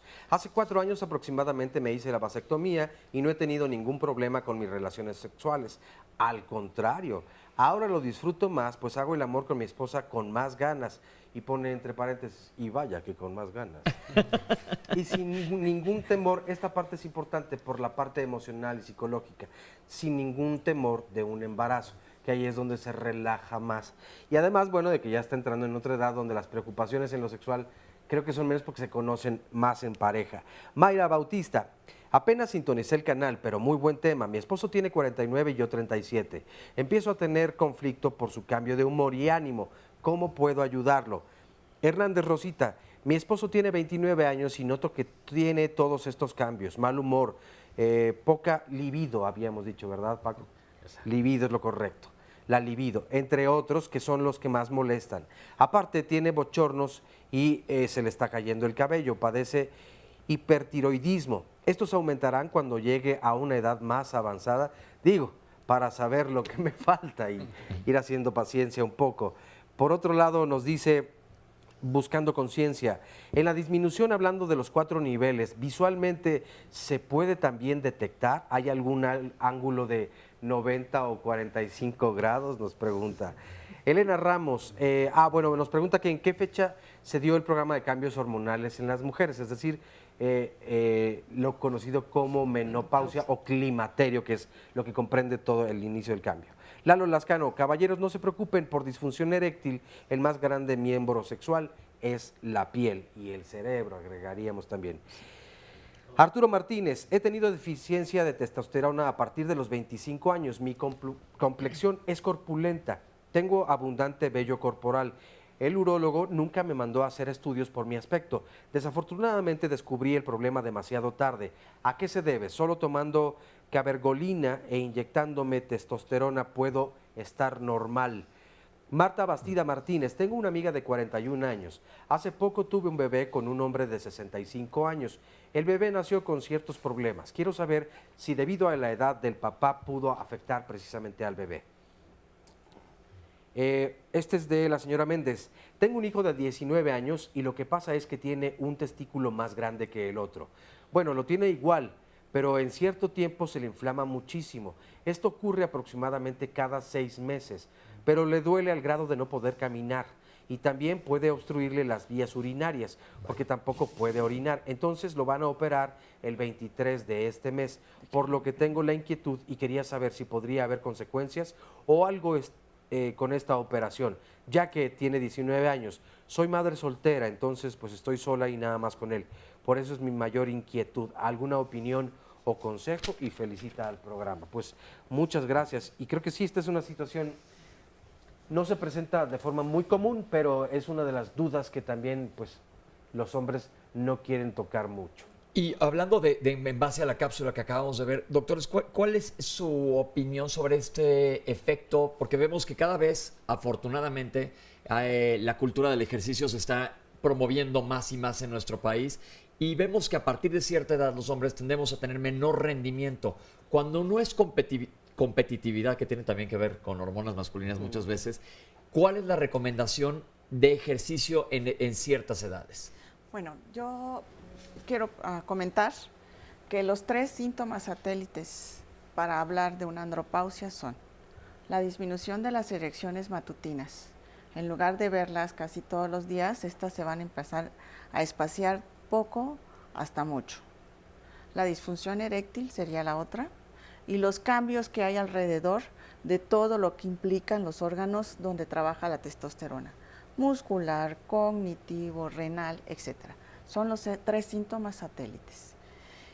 Que la disfunción eréctil está dada principalmente por lo neurológico. Si tenemos algún trastorno neurológico, ya tenemos un problema. Y tiene que ver con los 5 órganos de los sentidos. Con los 5 órganos de los sentidos. Okay. que tenemos también un componente vascular, un componente hormonal y un componente bioquímico de las reacciones que hay para poderse dar la erección. Cualquiera de estos elementos que se alteren, pues obviamente ya no vamos a tener una erección adecuada. Y con la edad, el que se va alterando es la testosterona. Pero curiosamente, cuando la célula que produce la testosterona empieza a ser disfuncional y producir menos, se empiezan a elevar los estrógenos. Y los estrógenos pueden causar disfunciones sexuales en los hombres. Y si nos vamos a que los hombres empiezan a tener un panículo adiposo mayor, grasa, pancita, van a convertir lo que tengan de testosterona a estrógenos. Pero además tenemos todas estas enfermedades que ya mencionaron, como la diabetes, el síndrome metabólico, la alteración en el colesterol y los triglicéridos, que van a hacer que también se produzcan más estrógenos. Y que, aterrizando la idea en lo que tú preguntaste, el hecho de que hagamos ejercicio cardiovascular, no de pesas, cardiovascular en estas edades, nos va a ayudar a revertir este proceso y tener menos estrógenos y poder utilizar mejor la testosterona que estamos produciendo. ¿Cuál recomendación se da de ejercicio para alguien que nunca ha hecho? ¿Cuál sería la recomendación diaria? Natación.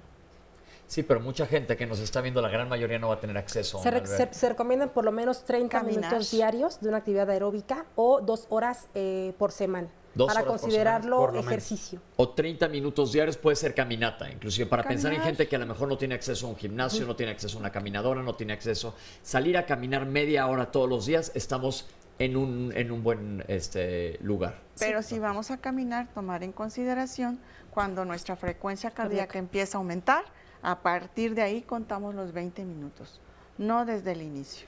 Okay. Ahora, siempre es importante complementarlo, porque a veces creemos que solo haciendo cierto tipo de ejercicio tenemos la situación dominada. Creo que habría que combinarlo con prescindir del tabaco, muy importante, moderar el alcohol, por supuesto, y también modificar los hábitos dietéticos, porque de pronto creemos que solamente con una de las 4 cosas solucionamos el asunto. Efectivamente se optimiza la función de la testosterona, mejora el talante, el estado de ánimo y aprovechamos mejor las hormonas que sí tenemos. Entonces, sin duda que el ejercicio es bueno para la salud. El modificar estos hábitos de vida va a mejorar la calidad de vida. En la experiencia que tengo en el consultorio, los pacientes cuando llegan con una disfunción eréctil es cuando se dan cuenta realmente de que tienen que empezar a cambiar una serie de cosas. Afortunadamente, como lo dije en un bloque anterior, prácticamente todos los pacientes tienen solución a su disfunción eréctil. Esto hay que ser muy claros. Podemos ofrecer solución a prácticamente todos los pacientes. Sin embargo, la mayoría se dan cuenta de que en ese momento deben de empezar a hacer ejercicio, a controlar los alimentos que toman, a disminuir el alcohol, a quitarse el cigarrillo, etc. Pero este cambio de hábito, digamos, va a repercutir en muchos otros aspectos de la vida.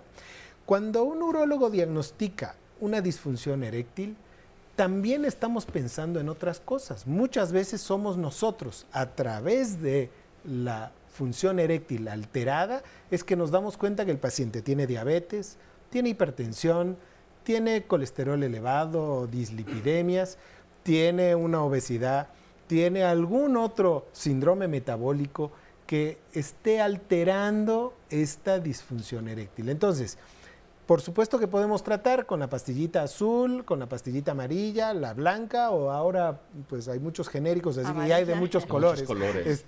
Pero al margen de tratar con estas y otras cosas más, tenemos tratamientos farmacológicos, que son las pastillitas. Tenemos tratamientos hormonales, como habíamos dicho, el reemplazo hormonal puede ser con testosterona. Tenemos los tratamientos con distintos dispositivos externos, que son las bombas de vacío y otros dispositivos externos. Tenemos los tratamientos de inyectables. Tenemos, una serie de tratamientos para devolverle la erección a ese paciente. Sin embargo, los urólogos no nos debemos de quedar en devolverle la erección. Debemos de ver qué más tiene ahí atrás. Sin olvidar que hay muchos problemas de disfunción eréctil que responden muy bien a las psicoterapias sexuales, incluso en ausencia de medicamentos, porque hay que tomar en cuenta otra cosa. A veces no basta con tener erecciones grado 4, le hace pepino. Ha habido en terapia sexual mujeres, parejas de hombres que antes tenían disfunción eréctil y que ya no la tienen, que dicen, bueno, pues mi marido ahora tiene una orgullosa erección, hasta podría contratarse como perchero ambulante, pero yo me sigo quedando igual. Lo que quiero decir es que hay que mejorar la calidad del ejercicio sexual. Sí, claro. Creo que los hombres a toda edad, y particularmente de las edades que estamos hablando, tienen que entrenarse como mejores amantes. Lo quiero decir con toda claridad, porque no basta con la firmeza de la erección y con la penetración expedita. Muchos hombres se olvidan de las caricias, de las palabras, de los besos, de poderse aproximar en el cortejo y en la seducción, entre otras cosas porque no lo han aprendido o porque piensan que eso ya pasó, que son épocas antiguas. ¿Y esto como dónde se aprende? A mí, seguramente la gente nos va a preguntar. Mira, ahí es donde entran otros profesionales. La universidad de la vida, dicen. No. Mira, hay profesionales en la psicoterapia sexual, hombres y mujeres, algunos son médicos, otros son psicólogos clínicos, que no solamente se ocupan de solucionar disfunciones con ejercicios específicos, sino que también puedan hacer profilaxis con un erotismo más integral, con un aprendizaje más amplio. Créanme, las mujeres se quejan recurrentemente de la pésima calidad de las relaciones sexuales de muchos hombres. Es un ejercicio del que no debemos olvidarnos. Aquí en Diálogo se ha tocado el tema en muchas ocasiones y en diferentes días de la semana. Yo quiero retomar las dos opiniones de ustedes. La primera del doctor. Cuando yo como andrólogo, como especialista en hombres, checo a un hombre que llega con una disfunción sexual, obviamente al hacer la exploración, si tú te encuentras que está hipertenso o al checar los estudios y ves que es diabético con síndrome metabólico, pues obviamente es donde yo hablo que somos un equipo de trabajo. Debemos de aprender a canalizar a este paciente para mejorar lo que nos puede estar ayudando a alterar la erección. Y no decir, sí, estás hipertenso, chécate la presión 3 veces y pues sigues hipertenso. Entonces, tenemos que tomar en consideración eso. Pero también tenemos que tener esta comunicación con los internistas o cardiólogos, porque también sabemos que hay tabletas que toman para la presión que pueden causar una disfunción. Entonces tenemos que trabajar en equipo. Y tabletas para la disfunción que pueden dar una disfunción a nivel cardiovascular. Claro, Así es, claro. Sí, para los dos lados. Sí. Esa es una de las cosas que voy a retomar, el trabajo en equipo. Y del doctor, es verdad, nos olvidamos de que los 5 órganos de los sentidos son nuestros aliados para el erotismo. Entonces, lo que vemos, lo que oímos, lo que sentimos, nos va a ayudar con la erección. ¿Se puede enseñar? Claro. Si empezamos a leer como cuando éramos jóvenes, que nos metíamos, si empezamos a activar las zonas cerebrales del erotismo, la pareja puede renacer dentro de este mundo erótico sexual y mejorar la calidad de la erección. El erotismo no envejece, no tiene fecha de caducidad. No tiene caducidad. A los hombres a menudo se nos olvida. Ahorita estamos viendo mucho en la consulta sexológica que se exalta, se aumenta el erotismo femenino y los hombres como que se aplanan, como que se inhiben. De ninguna manera hay que hacerlo. Ok, tenemos que hacer un corte. Mira, el ejemplo más claro fue el éxito de estas sombras de Gris, que fue una cosa erótica y, digo, suerte, de Grey, perdón, la autora se fue al cielo con esto, digo, le fue sensacional manejando el erotismo. Pero bueno, ese es solo un ejemplo para ver la importancia del erotismo, que es parte también de la estimulación sexual. Que no se nos olvide, ahorita regresamos con ustedes. Vamos a otro corte y regresamos en el bloque 6 a contestar sus preguntas. Esto es Diálogos en Confianza.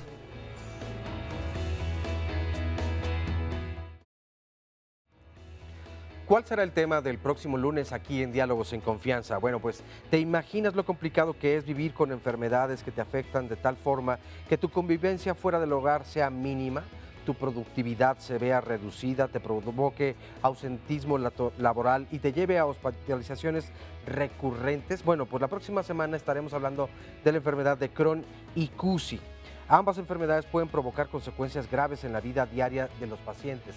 Pero ¿a quién como paciente te debes referir? ¿Cuáles son las y los especialistas que tratan precisamente estas enfermedades? El tratamiento, ¿cómo se debe llevar? ¿Qué tanto aporta la familia y los seres queridos que están junto precisamente a las personas que viven con estas enfermedades? De eso y más hablaremos el próximo lunes aquí en Diálogos en Confianza. 5341-4435 es el teléfono para que llamen y aparten su lugar. Y bueno, aprovechando la invitación, también los invitamos nuevamente para que no se pierdan estos nuevos programas de Diálogos fin de semana, porque a partir de este fin de semana pasado, Diálogos comenzó una nueva etapa donde las conductoras y un servidor hablamos precisamente de los temas que se tratan aquí, pero de una forma más ligera e incluso también contamos varias anécdotas personales. Las invitamos a que no se lo pierdan todos los sábados y domingos de 11 a 12 de la mañana. Vamos a ver a continuación el resumen de la segunda parte del programa de hoy. Síndrome metabólico, ¿no? Es un diagnóstico que podemos hacer incluso desde camión, ¿no? La presencia de hipertensión arterial, niveles elevados de glucosa en sangre, la cintura también abundante, alteraciones en lípidos como triglicéridos y colesterol conforman el diagnóstico de síndrome metabólico. En nuestro país la prevalencia va de un 30 hasta un 40%. Podríamos evitar al llegar a los 40, 50 o más años. Me refiero al tabaquismo, la vida sedentaria, la comida rica en grasas y en carbohidratos pobres. La testosterona debe ser indicada exclusivamente por un médico y por un médico que conozca de este tema. Inclusive me han llegado al consultorio pacientes que han estado tomando testosteronas para uso veterinario. Como es una hormona, cuando se le da de forma exógena desde afuera, el cuerpo, el cerebro, reconoce de que hay testosterona, entonces dice, yo ya no voy a fabricar testosterona. Los hombres están durmiendo 4 horas o 5 horas, ¿van a producir bien su testosterona? No. La respuesta es que no. El diagnóstico es clínico, o sea, por la sintomatología en base a un cuestionario que es subjetivo. Si el paciente se siente cansado, si el paciente ya está apático a ciertas actividades nuevas, si el paciente está irritable, si la persona ya se encuentra con sueño después de la cena, si el paciente tiene alteraciones en la función eréctil. El siguiente paso es la determinación de testosterona en sangre entre las 7 y 11 de la mañana.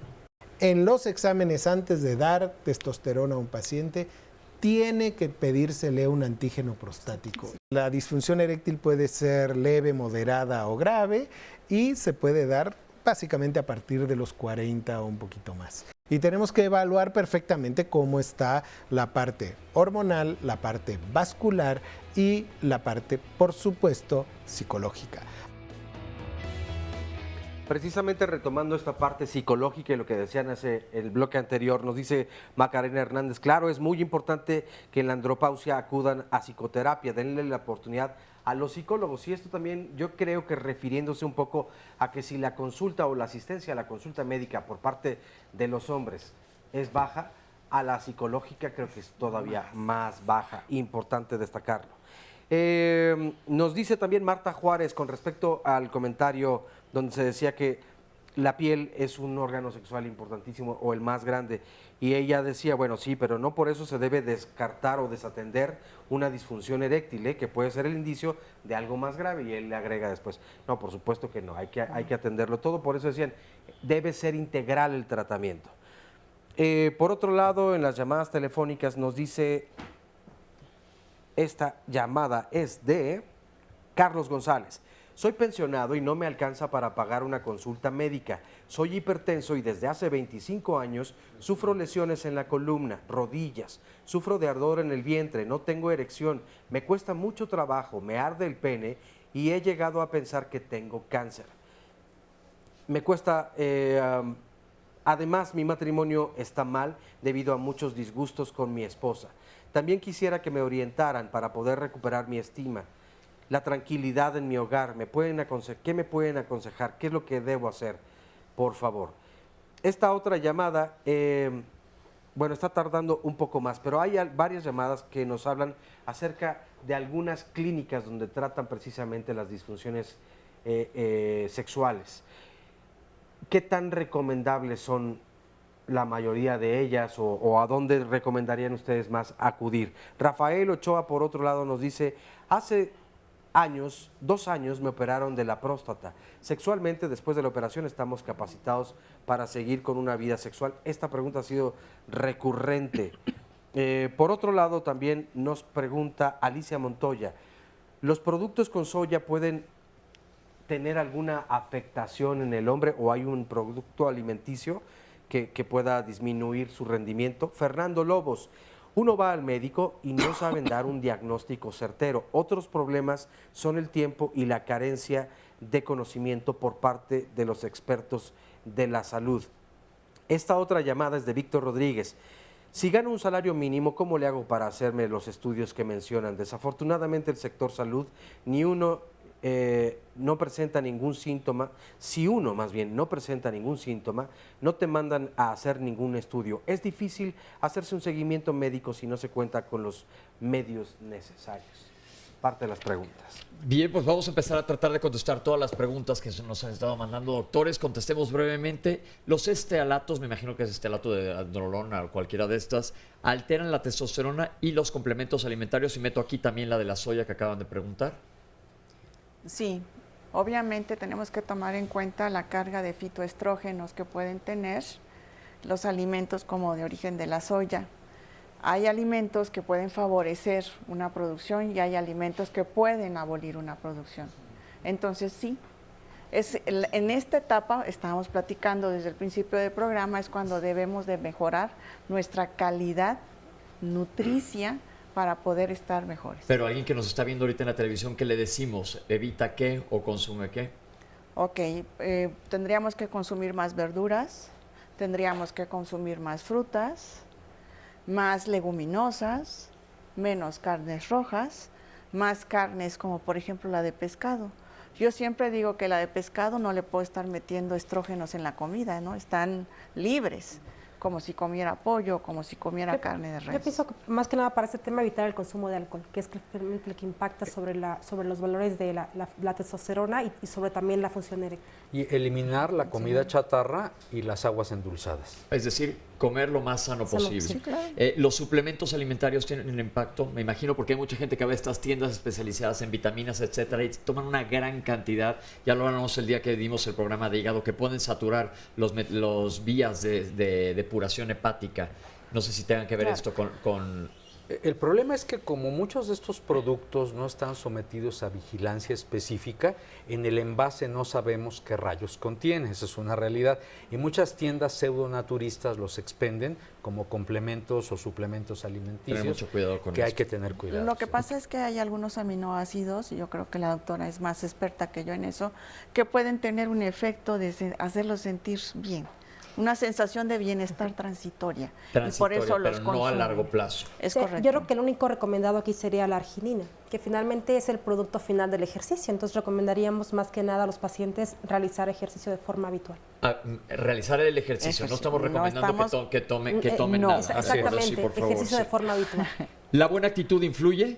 Claro que sí. Pero sin duda. Sí. Tener la disposición de ánimo y admitir que vamos para adelante, pues, en todos los planos, en la salud orgánica y emocional, favorece que accedamos a edades por arriba de los 40 o 50 años, con buen talante, con buen ánimo, para vivir y para disfrutar del erotismo, por ejemplo, entre otras cosas buenas que ofrece la vida. Yo lo que comentaría aquí es que nuestra actitud es la que nos va a dar la calidad de vida hasta que moramos. Bien. ¿Hay cambios intelectuales con los cambios hormonales? Sí, decididamente que Hay sí. disminución de la concentración principalmente, ¿no? Y también cambios, sobre todo la depresión, que el doctor es el experto acá, pero cambios en déficit intelectual no los hay. No, porque si no yo estaría perdido. Tengo 62 años. Eso iba a decir, unos más, otros menos. Dependen de muchos factores como el estrés, como la depresión, pero sí hay cambios. Ahora, pero hay que mantener la mente activa. Y está demostrado que a ciertas edades, voy a imaginar, después de los 45, nos conviene mucho hacer un ejercicio de lectura cotidiano, porque eso fortalece el intelecto. Sí. Ok. Salió varias veces esta pregunta. ¿La vasectomía influye en los cambios hormonales? Definitivamente no. La vasectomía es un método muy bueno de planificación familiar Y yo siempre, pues hasta bromeando en el consultorio, le digo a los pacientes que la vasectomía definitivamente evita que su pareja quede embarazada de usted, ¿no? Pero bueno, definitivamente no afecta en nada. Y además puede favorecer el deseo, la excitación y el orgasmo, porque estamos tranquilos. El que tenía ya problemas de niveles bajos de testosterona o de alguna disfunción sexual antes de la vasectomía, los va a poder expresar achacándoselo a la vasectomía, pero no porque la vasectomía tenga algo que ver. Nuevamente preguntan, ¿con cuál especialista puedo acudir? Ya se dijo que puede ser un urólogo, un andrólogo, un terapeuta sexual, específicamente, pero vayan con su médico, como dijo la doctora, que los encamine hacia el camino adecuado, valga la redundancia. ¿El ejercicio ayuda? Sin duda. Por supuesto, el ejercicio lo que hace es activar la circulación y la microcirculación. Muchos de los problemas que tenemos en general tienen que ver con la microcirculación. Y el ejercicio, evidentemente, esto nos ayuda. Y uno de ellos, el ejercicio sexual, mejora los niveles de óxido nítrico, lo cual es excelente para la salud. Ok. Varias mujeres preguntaron esto. ¿Qué tiene que ver que los hombres les gusten las mujeres jóvenes después de cierta edad? Lo preguntaron 2 o 3 veces. Yo preguntaría si a ellas tampoco les gustan los más jóvenes. Muchas veces es la necesidad de reafirmar la virilidad, sabiéndose conquistador de doncellas jóvenes, lo cual habla también de un decremento de la autoestima o del autoconcepto. Ahora, si se trata de un hombre mayor, responsable, ético, que quiere conquistar a una chica joven, que tiene ciertos niveles de gerontofilia o que le atraen las personas mayores, no hay ningún problema, siempre que sea una acción voluntaria y considerada. Claro, si socialmente me ven con una mujer más joven, eso significa que sexualmente todavía soy potente. Ok, entonces tiene que ver muchas veces con asegurarse él mismo, que está bien, pero lo que dice el doctor es muy válido. El término cougar, que finalmente apareció hace unos años, también tiene que ver con lo mismo. Y me recuerda una foto muy simpática que vi en algunas de las redes sociales, que salía un señor mayor con una gran panza, con un reloj elegantísimo, abrazado de una niñita de 20 y tantos años en el mar, y decía, lo que le dice el papá al hijo, ¿ves por qué tienes que estudiar? Y lo que le dice la mamá a la hija, ¿ves por qué tienes que estudiar? Dependiendo de qué lado de la moneda estés viendo las cosas. El alcohol, ya lo mencionaron, el alcohol definitivamente no ayuda en nada. Pero también el tabaco. Alcohol y tabaquismo, ok. Shampoo para la calvicie, ¿es verdad que me puede dejar estéril? No, yo diría que acá sí tenemos que tener mucho cuidado. Hay algunos medicamentos para la calvicie que se dan y que deben estar dados, por supuesto, por un profesional, pero estos medicamentos tienen un componente que altera el mecanismo de la testosterona. Entonces sí habría que tener acá cuidado, más que con la deficiencia de testosterona, sino con la disfunción eréctil. Y además, ¿qué problema tienen con la calvicie? Si los hombres calvos somos los más atractivos. Es correcto. Pero aquí la pregunta es, ¿hay shampoos comerciales que me pueden causar esto? No. No creo que sean comerciales. No se absorben. Ok. Luego, me dio un infarto hace 6 meses y me ha disminuido mi actividad sexual. Probablemente los infartos tienen que ver con daño vascular a las arterias coronarias, y estamos hablando que lo vascular es muy importante, sobre todo la microcirculación. ¿Qué es lo recomendable? Que hable con su cardiólogo. Sí, pero lo más recomendable es que cuando alguien tiene una disfunción eréctil, no nos olvidemos que tiene probablemente también una disfunción coronaria que hay que ver, hay que atender. Hay que dar velocidad, que me quedan 3 minutos y miles de preguntas. Hay que tomar en consideración también que las enfermedades cardiovasculares y renales mejoran con la terapia de reemplazo. Ok. ¿La pastilla azul está contraindicada si ya me dio un evento vascular cerebral? No está contraindicada, pero debe de ser indicada por un médico. No solamente la azul, puede ser la amarilla, la blanca y de todos los colores. La naranja. La única contraindicación de estos medicamentos es el que se estén usando nitratos como parte de un tratamiento. Es correcto. Problemas de isquemia coronaria, por ejemplo, pero también hay jóvenes, tanto gays como heterosexuales, que utilizan los famosos poppers como inhalación para incrementar algunas sensaciones. Están contraindicados también. Son las únicas contraindicaciones absolutas. Bien. Mi hijo tuvo hipogonadismo. ¿Con quién lo debo de estar checando? Puede ser con el andrólogo o con el endocrinólogo. Con el endocrinólogo. ¿La masturbación hace daño? La respuesta es que no. Por supuesto que no. No.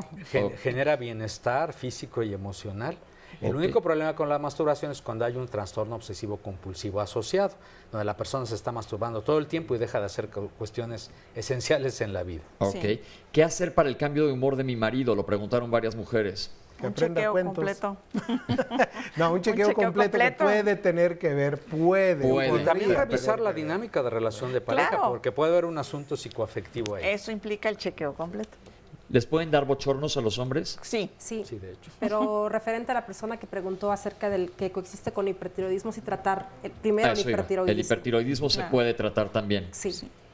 Visualmente, ya hablamos de la escala de turgencia o de erección. De la erección. Visualmente se puede ver, pues sí, ¿no? Por supuesto. Sí. Ok. Sí, Luego, Pero básicamente lo que tenemos que decir acá es que el grado de erección tiene que ver con cómo se siente el paciente con su erección. Con su Ok. propia, Y es con la que estima hablaba de su precisamente erección. esa pregunta era de si había algún grado de inclinación que fuera el correcto. Es decir, yo supongo que todos los hombres tenemos un tipo de erección distinta. Algunos se dan más Sí. hacia arriba, otros más en ángulo de 90 grados. Y es oportunidad de enfatizar que no importa el tamaño, pero sí la firmeza para Así el es. diagnóstico. bien. Es correcto. ¿La edad del padre afecta a la del bebé? Como es el caso de la madre, una madre añosa sí puede tener impacto sobre el bebé. Ah, ok. Reproductivamente Sí. hablando, sí, obviamente que sí. Ok, a mi hijo se le inflama mucho el testículo, no nos dijeron lo van a operar, está muy preocupada ¿Pero que de qué puede qué? hacer, pero no sabemos qué tiene. ¿Qué tipo de cirugía y Una por orquitis, qué? no sabemos, no nos especifica. Evidentemente, qué si lo van a tratamiento. operar, debe de estar bien atendido. Se me está acabando el tiempo. ¿Por qué tengo disfunción eréctil con mi esposa y con otras no? Se llama disfunción selectiva y tiene que Selectiva. ver con los niveles de atracción. Creo que es importante que se atienda con, O de un la tera- relación de pareja. con un terapeuta. Se nos Sí. va el tiempo. ¿Las clínicas que anuncian en el radio funcionan? No Muchas de ellas no, necesariamente. porque utilizan cócteles de vasoactivos indiscriminadamente. Ok, se nos quedaron una que otra pregunta. Les quiero agradecer a los especialistas, al público y a ustedes que nos están viendo en casa. Oscar, mil gracias. Muchas Y gracias, pues llegamos buen día. al final del programa, doctores. Muchísimas gracias, por Gracias. estar con nosotros. Esperemos que les hayan quedado claro este tema tan importante. Como vieron, dio para muchísima información y es clave que lo conozcamos porque, como se dijo al principio, lo negamos. Nos vemos la próxima semana aquí en Diálogos en Confianza. Gracias.